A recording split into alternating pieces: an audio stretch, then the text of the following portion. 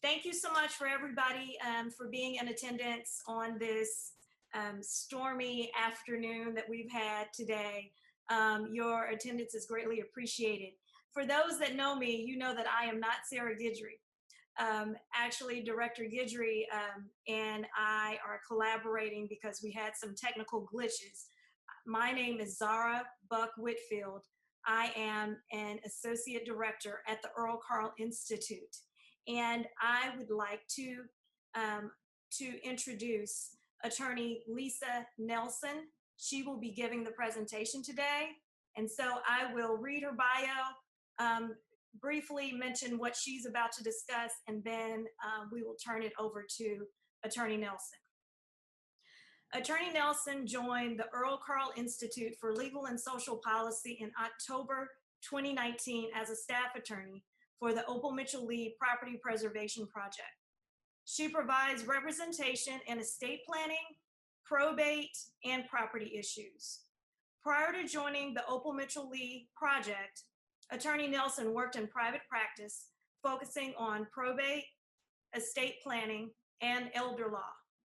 She has a lifelong passion for public service and has volunteered with the Houston Volunteer Lawyers and the Houston Bar Association in pro bono, as well as community outreach. As co-chair of the Elder Law Committee, Ms. Nelsen updated and rewrote the Elder Law Handbook. Ms. Nelsen is a native Houstonian. She has a bachelor's degree in English from Trinity University and a Juris Doctorate from Mitchell Hamline School of Law in Minnesota. Prior to law school, Attorney Nelsen was a technical writer, but her passion was volunteering with social justice organizations. Her experience at those organizations inspired her to attend law school in order to better serve her community. Today's presentation, Attorney Nelsen will focus on estate planning and followed by remote notarization procedures. Ladies and gentlemen, I introduce to you Attorney Lisa Nelsen.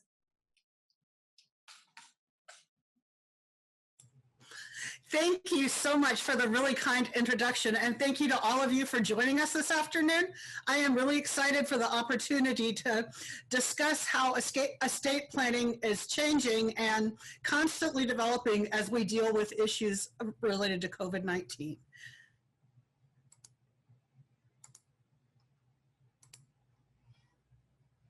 Can you see my PowerPoint?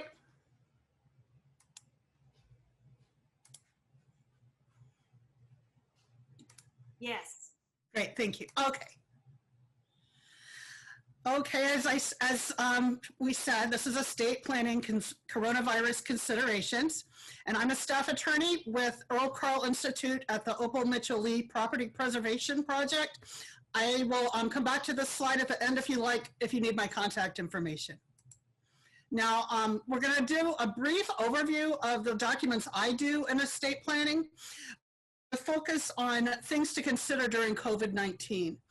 And I think the main reason for the COVID-19 subtitle is dealing with how to execute documents at this time while social distancing, and the new temporary law allowing for remote notarization. And hopefully we'll have plenty of time for questions. So what I have drafted estate plans always includes a will, occasionally includes a trust, either testamentary, revocable, or irrevocable trust, the statutory durable power of attorney, medical power of attorney, HIPAA release, directive to physician, directive to guardianship either for later incapacity or for a minor child, transfer on death deed or ladybird deed, and appointment of agent for disposition of remains. Now, the law on estate plans is mostly found in the Texas Estate Code, but the Texas Property Code covers trust law. And for the medical directive, so that would be both the medical power of attorney and directive to physicians. Those are in the Health and Safety Code, as well as the appointment of agent for disposition of remains. And there's the HIPAA law we all know and love. And then the April 8th suspension order issued by the governor allows for remote notarization as long as we're under a disaster declaration. It is not part of the Supreme Court orders. I always like to spend a couple minutes talking about intestate estates, because my non-lawyer friends are always shocked when they find out that if you're married and your spouse has children from another relationship, they get a share of the estate. So this is the chart you can always find on the Harris County Probate Court's website, explaining the different divisions of property if someone does not have a will when they die. Just basic practice tips on will drafting considerations. Wills are something that every attorney can do, and most attorneys do, but there's a few tips that people aren't aware of if it's not their main area of practice. A common issue that I run into all the time is that the client only wants to list the children who are going to inherit from her. Clients have to list every single child they have, including any children they wish to disinherit. If you don't do that, the children being disinherited have legal grounds saying, you must have had dementia because you forgot to list me. You clearly wanted to leave me something. I also recommend listing stepchildren, even if you're not leaving anything for them, and grandchildren once they're at a reasonable age. We like to list any person who might possibly inherit from you by name, just so that somebody can't come out of the blue later and say, well, I was her granddaughter also. I'm sure she would want me to inherit. And this just helps limit different types of will contests. Almost all wills just state, I give all my stuff to my spouse, or I give all my stuff to my children in equal shares. And I always like to let people know, you don't have to list every single thing you own and who is to get each piece. I have had clients who want to do that. That's a very long will, but if it's important to them, that's fine. There are some attorneys who will state in the will that the testator may have a separate memo listing specific bequests. I don't recommend it because the memo is not a part of the will, so it doesn't have the same legal effect as a will admitted to probate. And some people argue it's not enforceable.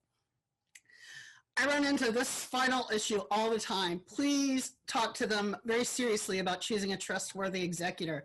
So many people are afraid of hurting a child's feelings, and you want to pick the person who is going to really respect their fiduciary duty and follow the testator's wishes. And will execution is the one tricky part that we have during COVID-19. Wills have to be notarized and have 2 attesting witnesses.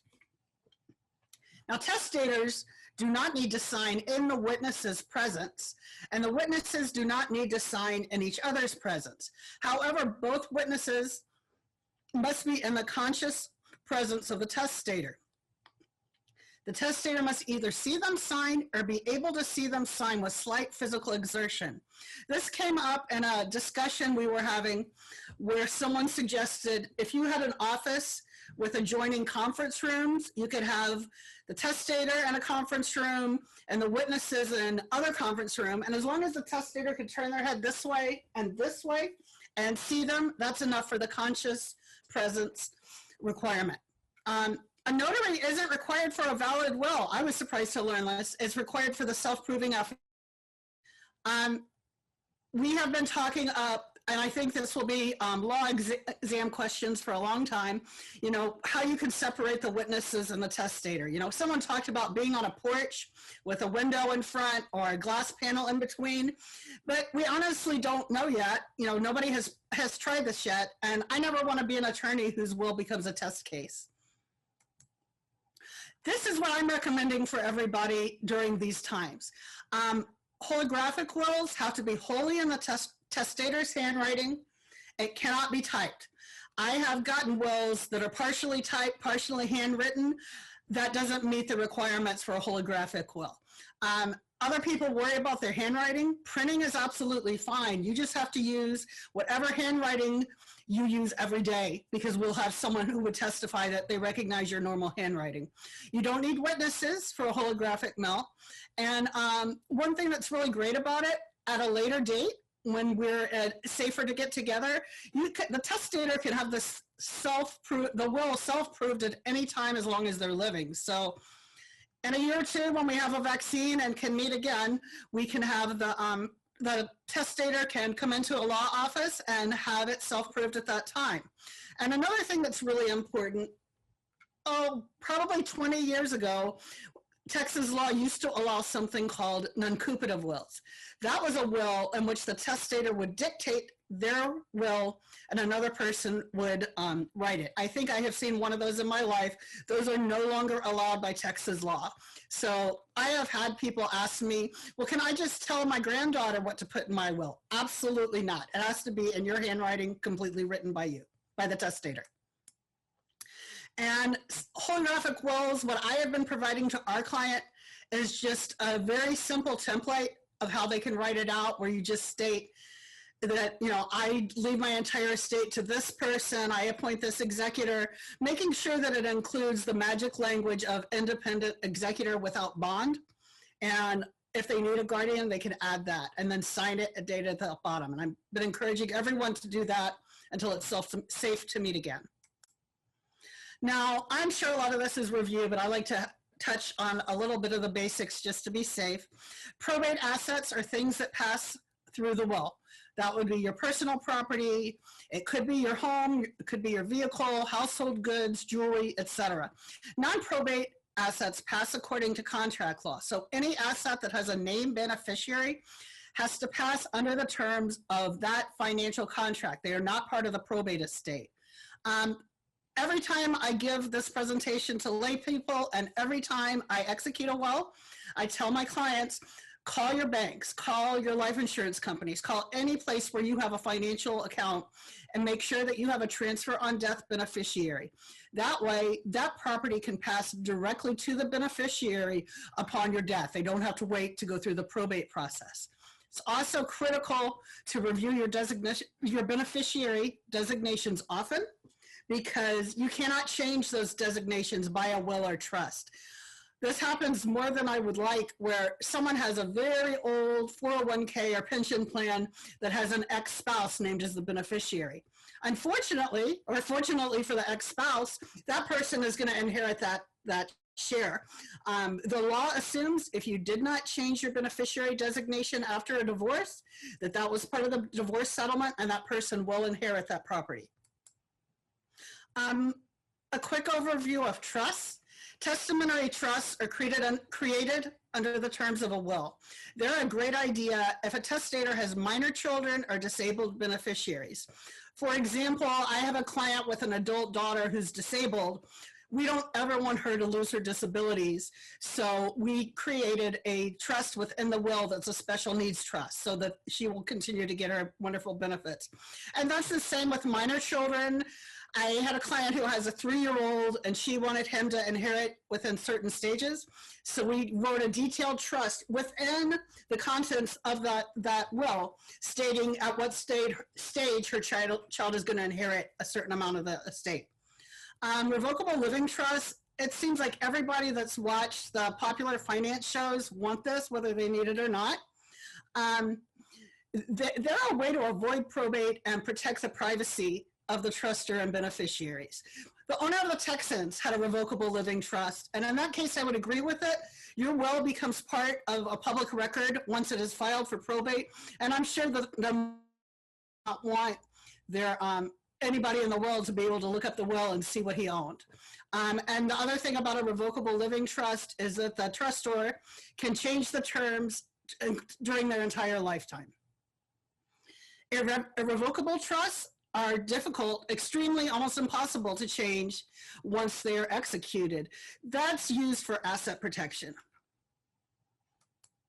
I always tell people that 98% of the clients I have had really didn't need a trust. They think it's honestly a way for attorneys to make more money. And if you're in private practice, go for it. But for everybody else, I honestly say that it's not necessary. Probate, if you don't practice in the probate area, probate in Texas is extremely simple and it's much less expensive. I believe in California, the court fees are a percentage of the value of the estate.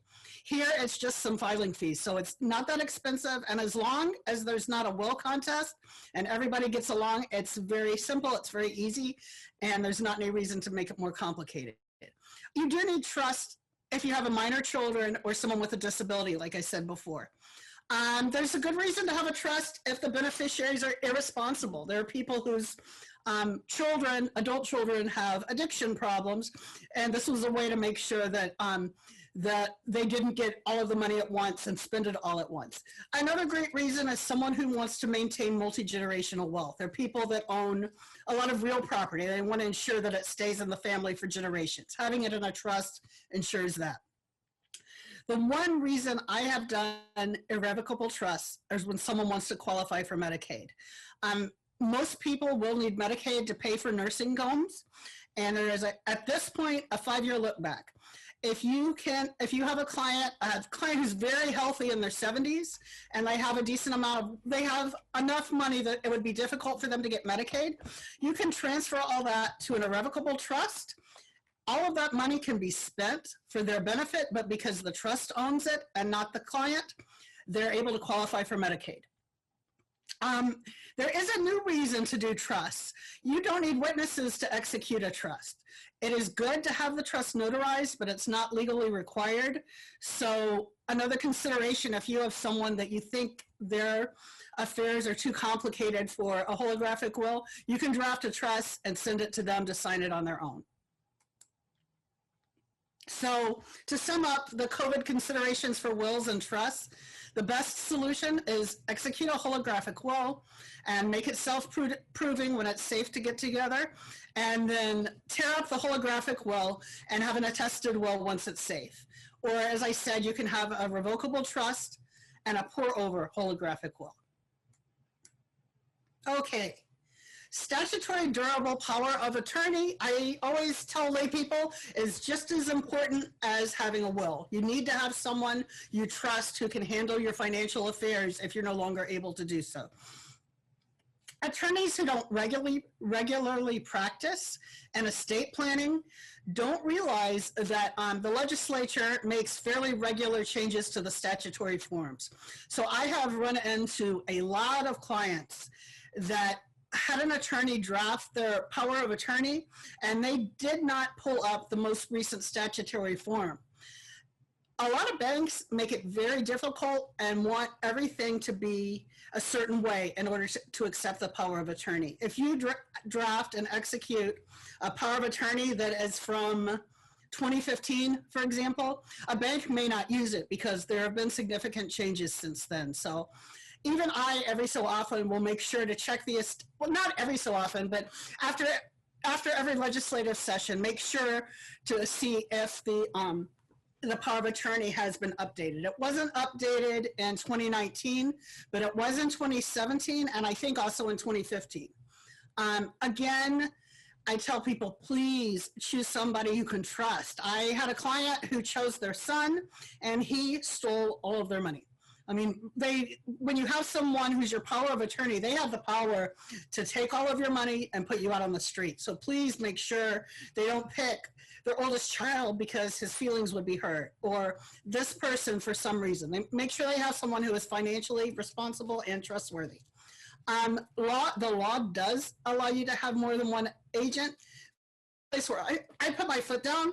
I don't like having more than one agent because there's a chance that the financial institution will make sure that both of those agents are together whenever anything is happening. I think that's too complicated, and I'm always worried, what do you do if they don't agree?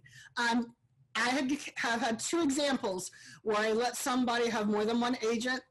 That was because I talked to the client by themselves, and then I got everybody in the room and realized that this was for the sake of convenience, where the client had 2 daughters, and depending on the work schedules, depending on what was going on, it had to be one or the other. And I talked with them enough and talked with the client privately enough to feel comfortable with allowing him to have both of his daughters as agents.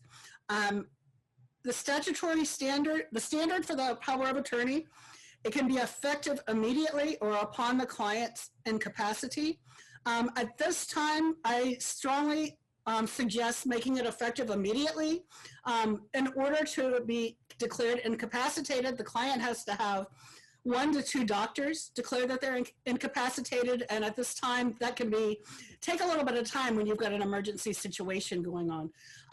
Also, it can be a good idea to, within the power of attorney, expressly authorize the agent to communicate with others by electronic or telephonic means.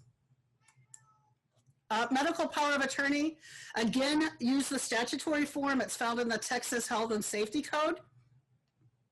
To my knowledge, it has never changed. At least since I've been practicing, it's never changed. So it's not as critical to look up as the statutory durable. By law, they can only have one agent as acting under a medical power of attorney.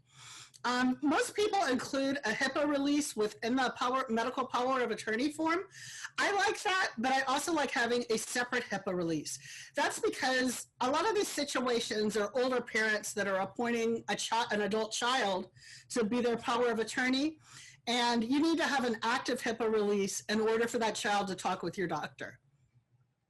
And again, some considerations at this time: consider expressly authorizing your agent to consent to experimental treatments. You know, because in the case of COVID, it might be good to expressly state, I want my agent to have the ability to consent to whatever the research finds. Also, again, you should authorize the agent to communicate with others by electronic or telephonic means. The directive to physicians, most people call the living will. This is a document that states what you want to have happen if you are going to die in 6 months. Again, you need to use the statutory form, which is also in the Health and Safety Code. The physician's directive, honestly, is not legally binding. I know doctors that say it's not worth their time to sign it because in the end, it's what the family and the doctors decide. I love the document because I think it's really important to let your family and friends know what your choices would be at the end of your life. Standardly, you know, most times people choose between having all means available to keep themselves alive or let me pass away peacefully. With COVID, you might want to have them expressly allow intubation in case they need to go on a ventilator. However, the directive to physicians may not apply in this situation. Like I said, it is only applicable when someone is going to die within 6 months. I'm not sure that everybody who might need a ventilator on COVID is going to die within 6 months. So even if they don't allow intubation, there's a strong legal argument that the directive to physicians would not control under the COVID situation. A declaration of guardian in advance of need. Hopefully no one ever needs a guardian. Guardianships, if you don't know, are extremely expensive and a long, detailed court procedure. When somebody has a durable power of attorney and a medical power of attorney, you shouldn't need a guardianship. However, I've been in cases where the agent is a bad actor. The client I mentioned earlier, whose son ended up stealing all of his money, we needed to seek guardianship so that we could remove the person holding the power of attorney. The main reason for this document is to list anybody you do not want to serve as your guardian. And I think everyone should have that document for that needs, because there's always somebody you know would not be a trustworthy guardian. There's two guardians. There's the guardian of the person who makes all the daily living decisions. The guardian of the estate manages property and finances like the statutory durable power of attorney. They can be the same person. They don't have to be. Again, the same considerations for the declaration of guardian for minor children.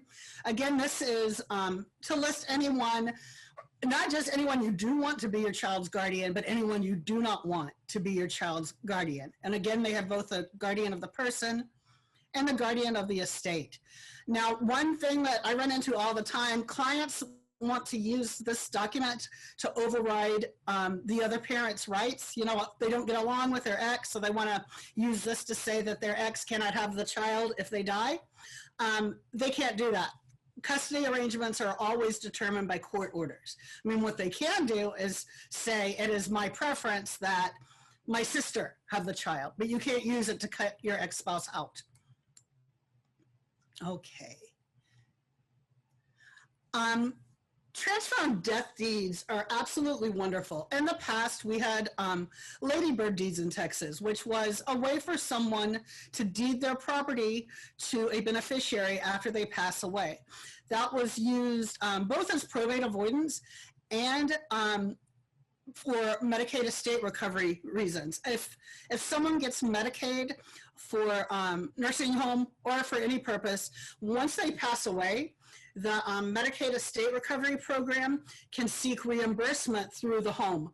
That only happens if the house goes through probate.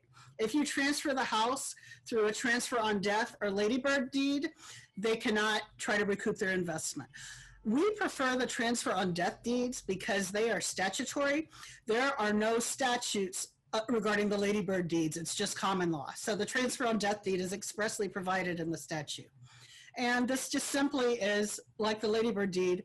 The real property owners can name a beneficiary to own that property after they die. They retain full ownership rights during the lifetime.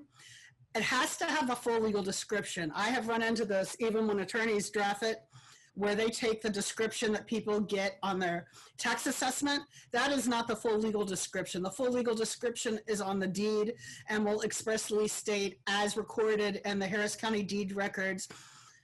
So please make sure that that is done correctly. It also has to be recorded in the real property records of the county where the property is located prior to the death of the owner. The deeds are revocable. They just file a revocation and then a new deed with new beneficiaries. It's great because the beneficiaries, all they have to do is take a death certificate and their ID, and the title is transferred to them. It's much simpler than having to go through a probate process. So I love it for everybody. And then the final estate planning document is the appointment of agent for disposition of remains. Without an agent, the decedent's family controls what happens to the decedent's remains. And if the decedent doesn't have any living relatives, it may be difficult for them to be cremated or have anything other than a traditional burial. I ran into that where this gentleman had passed away and he had wonderful friends who were his powers of attorney, but the attorney who did the estate planning had forgotten to do this document. And honestly, I never thought that much. I didn't realize how important this document is, but it is absolutely critical, especially when someone has very specific wishes for their remains. And also there have been horrible situations where the family never got along with the decedent. There are some kinds of awful family dynamics, and the family goes ahead and has the funeral, the burial that they want rather than what the decedent had wished. So I made sure to always include this now with estate plans. Okay. The April 8th suspension order signed by the governor suspends the physical presence requirement for notarizing certain documents. The order lasts for the duration of the disaster declaration. I wish it would last forever, but I've been told don't get used to it. Okay, this is just covering estate planning execution. If anybody has questions, I can talk about notarizing other documents afterwards, but these documents I have absolutely been doing during this time because they can be notarized remotely. So that would be your durable power of attorney, medical power of attorney. HIPAA release doesn't even need to be notarized. The guardianship declarations, the transfer on death deed, and the appointment of agent. All you have to do is set up a Zoom with your client and yourself or whoever in your office does the notarizing. And as long as you see them, I tell them, hold up the paper and the pen so I can see you sign it, you can notarize it. And then holographic wills and trusts do not require witnesses or notarization. So those are terrific to use right now. So like I just said, you need to be able to see the client signing the documents through a service like Zoom. If this isn't someone that you have met before, you need to ask them to hold their ID up to the camera to verify their identity. The best practice is to have the client sign the document and either fax it or scan and email the document to the notary so that the notary can then notarize the document and return it right back to them, and it all happens almost as quickly as it does in person. Now, at Earl Carl, we have an issue where a lot of our clients don't have access to faxes, scanners, or other types of devices. This is not the ideal practice, but I have had them, as long as I can see the client sign it, I have them mail the original to me, I notarize it, and mail it back to them. And that was a lot quicker than I thought it would be. So let's open it up for questions. I'll check the chat as well. Okay, so as I mentioned at the beginning of the presentation, I am not the executive director of Earl Carl Institute, Sarah Guidry. She could not be available for us this afternoon, but my name is Zara Buck Whitfield. I am an associate director at the Earl Carl Institute. So I encourage each and every one of you, if you have questions, go ahead and enter it into the Q&A box. And I will also check the chat box as well. Hold on 1 second. Oh, and then there was a question earlier as to whether or not this presentation will be available. And so we're going to email this presentation out. My coordinator, Gloria Suarez, will be emailing this out to you. I'm glad to provide my slides as well. So I will send them to Gloria so she can send them out to all the attendees as well. Okay, wonderful. Okay, so I'm gonna open up for Q&A for a few minutes, and if I don't get any Q&A, then we will conclude. One thing I did not include in my presentation, because I thought it seemed fairly obvious from the way I was speaking, we do use electronic signatures, but I do not use them for estate planning documents. I think for estate planning documents, you need to have an ink signature. When I have clients signing different affidavits and pleadings for courts, I have used the electronic signature, and I haven't received any pushback from the court. However, this varies by county. Harris County is very accommodating with getting things executed during COVID. I had a hearing in Chambers County, and they wanted it done the old-fashioned way with ink signing and everything else. So call the county if it's not Harris, or call the court, that is, and see what the court wants in terms of signing documents. Okay, so our next question comes from Lakeisha Holmes, and she says, do you recommend videotaping will signings? That's a great question. I have done it when the client was disinheriting one son, and he wanted the son to understand the reasons why he was being disinherited, and we thought the best thing was to put it on camera.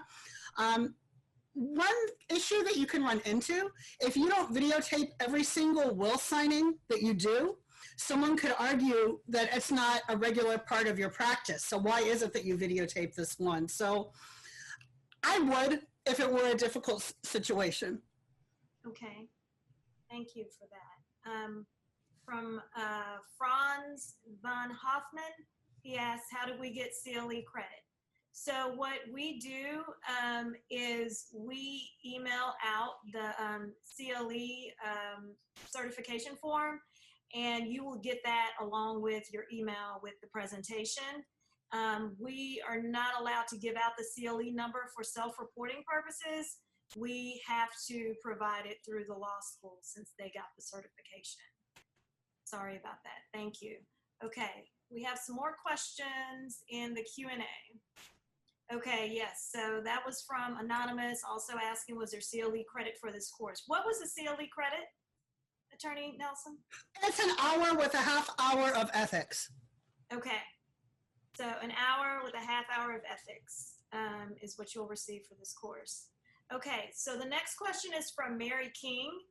The question is, are there any kits for new attorneys or attorneys that handle estate planning, although it's not our primary practice area? Great question. Depending on how much you want to spend, there are a couple of great guides. The Texas Bar Association has something, I think it's called the Wills Roadmap. I like those O'Connor's forms, which can get expensive, but depending on they're available, I think, through Westlaw. You can get access to them that way. You can also get access to them at any of the county law libraries. The county law libraries are being fabulous right now in providing all kinds of online assistance. So that is a good way to do that.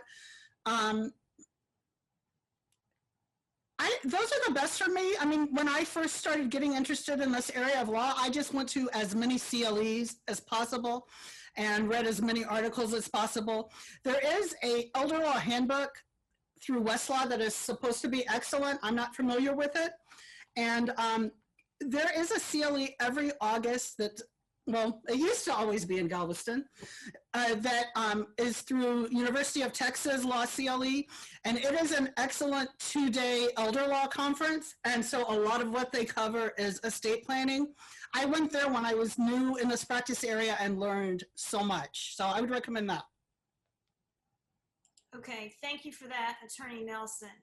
I have a question for you, and maybe this will help some of our attendees.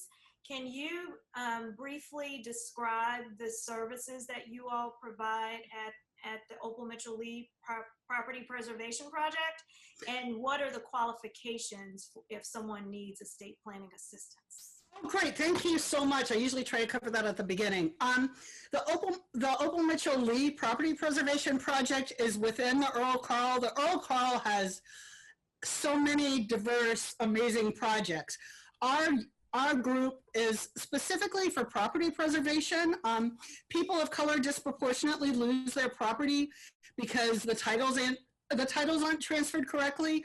A very common problem that we have is people don't know that if someone died with a will that you have to probate the will. They think that I have a will, that's all I need. And so there are lots of people, multi-generations, that have been living in the same house.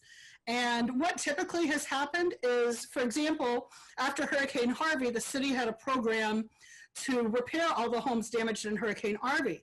Well, the city couldn't legally provide those services until the property was in the current occupant's name. So we would go back and do the legal work provided to get the property in the name so they could have it repaired. And in general, I mean, that's a large part of our practice. We have another attorney who handles evictions and foreclosures and property tax issues. I handle probate, and that's anytime that any way after someone passes away and we need to transfer the property. It can be anything from probating a will, doing a different probate process, or if the person has passed many, many years ago, there's a process called affidavit of heirship where we transfer the property to the living family. I also do estate planning, and everybody who walks, well, I guess now walks through our Zoom door, I tell them, when we finish your current issue, please let me do your estate planning so that the next generation won't have as many difficulties with transferring the property. And we help, basically, we help any way we can with helping people keep their homes. We're dealing with mortgage foreclosures, property tax foreclosures, title issues, anything we can do to make sure, basically obtain and maintain wealth through real property. So we have a lot of creative thinking. And we are funded through the Texas Access to Justice Foundation. So we have an income limitation. We can only represent people that are 125% of the poverty level. We have gotten some new funding just recently that allows us for certain emergency to help people that are up to 200% of the poverty level. Okay, thank you for that, Attorney Nelson. The next question comes from Dean Virgie Mouton. Hi, Dean Mouton. She says, thanks for this wonderful presentation. Can you explain about the irrevocable trust and Medicaid? Thank you, Dean Mouton, and thank you so much for the great compliment. I really appreciate it. Yes. When I was in private practice, a very common thing in elder law practice is that people are concerned about being able to qualify for Medicaid because nursing homes, assisted living are extremely expensive. If you don't have a long-term care insurance, most people are going to run out of money, and you can apply for Medicaid to cover those costs. However, Medicaid also has income restrictions. What we recommend is that while the person is still healthy, transfer all the property to a irrevocable trust. When some people think, and when I first learned about this, I thought, I don't know, this sounds a little fishy. This is absolutely perfectly legal, I promise you. So what you do, Medicaid at this time has a 5-year look-back rule. What that means is once a person applies for Medicaid benefits, Medicaid looks through the last 5 years of any way they use their money. And it is, the Medicaid process is stacks of paper that you have to provide all your bank accounts, all your tax statements, any financial transaction you had in the last 5 years. So if prior to those 5 years, you transfer your property to an irrevocable trust, you can apply for Medicaid and not worry about losing any of that property or having to spend anything down. What happens is legally, the trust now owns your property. You don't own it. Now, you want, just like I said for everything else, have a trustee that's extremely trustworthy and responsible, but the trustee can pay your bills, pay everything, pay for your haircuts, anything you want. The money is there to be spent on you, but you don't legally own it. You can't write that check. The trustee has the right to check. So Medicaid and legally, you no longer own that money. Okay, thank you for that. The next question comes from Galaxy Tab A, and the question is, if you name one person as an agent for healthcare, can you have a different person for financial purposes? That's a great question, and thank you for asking it. I usually mention that. Absolutely, and I've had that happen all the time. There are people that one child is a business whiz, very great with numbers, very great with financial decisions, but doesn't want to have anything to do with medical decisions. You can pick a different whoever. You can have 2 different people, and I recommend it, especially because there are people that are squeamish about medical issues. Also, somebody who's handling your medical questions is going to know very personal things about you. So I think it's important to pick someone who you know can make the right decisions and you're very comfortable with. Okay, thank you for that. The next question comes from Nancy Aronson, and she says, are your projects only available for qualified residents of Harris County? I'm assuming she's saying our legal services that we provide. No, thank you for asking. We are available for Harris and all of the counties that touch Harris. I will probably forget some of them, but we do a lot of work in Fort Bend County. We're Galveston County, Brazoria, Chambers County, Liberty County. I think I'm forgetting some, but it's every county that adjoins Harris County. Okay. So we have a pretty large service area. Okay, I'm typing that in so she will see it. Oh, thank you. Brazoria. And so I have Harris County, Fort Bend County, Chambers, Montgomery, Brazoria, and which other? Did you get Liberty County? Oh, Liberty County, okay. I think that's all of them. But if somebody wants to qualify for our services and you're not sure if they're in our service area, tell them to give us a call. And if we can't help them, we know of similar organizations around the state. Okay, thank you for that. Oh, and one more thing. We have had clients that live outside of our practice area, but if the case is concerning property within one of our counties, we absolutely can take those cases too. Okay. So are there any other questions before we conclude? Let's see. Oh, okay. I see one. Yes, go ahead. Okay. Anonymous wants to know, is it possible to transfer life insurance into the irrevocable trust? I've been approached by potential clients who say they don't qualify for Medicaid because they have too much life insurance. This is a little more complex. There are specific life insurance trusts that you can look into. I believe you can absolutely transfer those into trusts also. I know that sounds crazy, but I have run into situations where we have to be careful even with small life insurance policies. So I would look into doing one of the life insurance trusts or transferring it to the irrevocable trust. Okay, thank you for that. Are there any other questions? Okay, Lisa, Galaxy asks, how long after death should you probate the will? You have 4 years under Texas law. In certain rare circumstances, we can get an excuse to probate more than 4 years. There's a process that's called probate as muniment of title. In that case, you are using the will only to transfer the home or any other real property to the beneficiaries. You can probate those more than 4 years, but you have to demonstrate to the court that there was a good reason that you didn't probate it within the 4 years.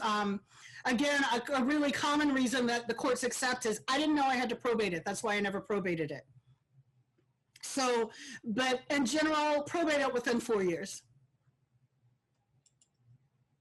Okay, if there aren't any other questions. Okay, here's one. You want to read that? Sure. Oh, thank you so much, Ms. Snelling, for asking this, because this is a common question I get from clients. Is it possible to draft a power of attorney that provides the agency continue after the death until the appointment of an executor? Absolutely not. The power of attorney is only effective while the person is alive. Once they die, that power of attorney is invalid. What you need to do is start that probate as soon as you can if there's a concern about administering the estate. I get calls all the time where people say, oh, she didn't have a will, but I was her power of attorney. That doesn't matter. Powers of attorney don't last after death. So normally people don't, I do have people that come to me immediately after someone has passed to get the probate process started. I tell them, wait, grieve, deal with your celebration of life, give yourself some time to heal and come back. But if there are situations, and there have been, where somebody is worried about one family member wasting assets, go ahead and call an attorney and start the probate process as quickly as possible. Thank you for that. And then Dean Virgie Mouton says, how does the life insurance trust work? Honestly, I am not 100% positive. That's one thing that I haven't drafted, but I know that there are multiple types of life insurance trusts. I know that the acronym for it is ILIT, and I believe what happened is instead of the policyholder being the person, so Lisa Nelsen no longer owns this life insurance policy, the Nelsen Life Insurance Trust owns it. And besides that, I think the funds would be distributed to your beneficiaries. I apologize that I don't know more about that. If you want to reach out to me, I am glad to look into it and I can answer your question. Okay, and from Anonymous, the question is, before the probate process has started, can the potential executor pay deceased debts with deceased accounts? That is an excellent question. I don't recommend paying any debts until you have gone through probate. Now, if it is an issue of the lights are going to get cut off, the air conditioning is going to get cut off, yes, please go ahead and pay those bills. But if it's hospital bills, credit card bills, things like that, wait until you go through the probate process. One of the great things about probate that a lot of people aren't aware of is that with the court. So what it is you send a notice out to all known creditors, and for any probate whatsoever, you publish an ad in the newspaper explaining that this estate has been opened. The creditors then have to file a claim with the court. It has a very specific language that is required. If they don't use that required language, it's not a valid claim. So I tell people, let them come after you, let them do the process correctly. Don't worry about paying any bills like that. And another thing that's very important, the family member does not, or whoever is taking care care of the deceased person's affairs is not automatically responsible for the deceased bills. Everything needs to be paid from the funds of the estate. If it's an estate that doesn't have much money, those creditors are out of luck. Now, the IRS, saying all of that, the IRS is going to get their money no matter what. I've seen that happen. But if it's credit cards, things like that, and there's not the money to pay it, there's just not the money to pay it. And that's, you know, they only get paid out of what the decedent owned. Yeah. Only sure things in life is death and taxes, huh? That is correct. Okay, wonderful. Are there any other questions before we conclude? Okay, so this concludes another part of our coronavirus series on estate planning. We have a variety of these CLEs that will be coming up. So please be on the lookout. We will be advertising quite a bit. And so we look forward to having you join us in the upcoming weeks. There's one more question. It says, what about taxes on the estate? At this point, taxes on the estate are determined by the federal government. There are no estate taxes in Texas. Federal estate tax limit at this point, I think is 22 million. I personally don't know and have never had a client that had that much money. So anyone who has anything less than 22 million, at this point, as of if they die this year, they will not have estate taxes. If we have a change in government, we will absolutely have a change in estate taxes. So to be determined. Thank you. Thanks for everyone joining us today. We really do appreciate this. As I said, be on the lookout for follow-up emails. You'll have your CLE certification forms in there, as well as Attorney Nelsen's slides that she will provide. And thank you so much on behalf of the Earl Carl Institute. Thank everybody too. Thank you so much for really kind comments. And I'll include the presentation. And if anybody has any questions, I've got my email and my phone number on there. And please feel free to reach out to me. I'm always glad to talk. Okay. Thanks.